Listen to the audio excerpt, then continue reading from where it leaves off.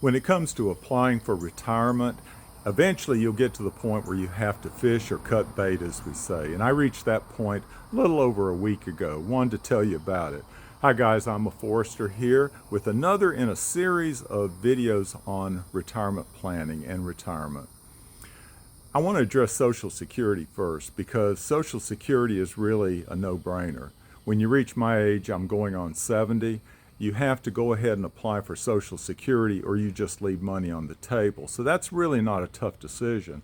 It's different though if your employer offers you a pension because you can continue working, take your Social Security and continue working.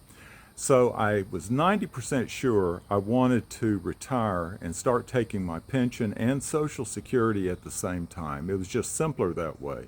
But it's a big decision, and so I kept kicking that can down the road, not making a decision. Well, about a week and a half ago, I decided to apply for retirement. I did want to say, though, that applying for retirement really just means applying for your pension if your employer offers you a pension. Otherwise, it's just turning in your notice of that you're not going to show up for work anymore. So I did apply for my retirement with my employer online. It should have been a process that took maybe 20 minutes to do. It took an unusually long amount of time because of all the questions that had not been addressed yet that came up, starting with question number 1, which is, what is your retirement date? How would you answer that? Well, this is going to be a short video, so I'll go ahead and give you the correct answer. It's the day after your last day of employment.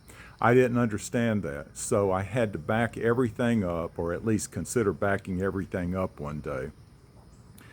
So that was a confusing issue, and there were several others. Another one that came up is I had timed my retirement to coincide with an annual cost of living adjustment. So I chose the end of June so that I would receive my first cost of living adjustment in 1 year. Otherwise, I might have to wait 2 years.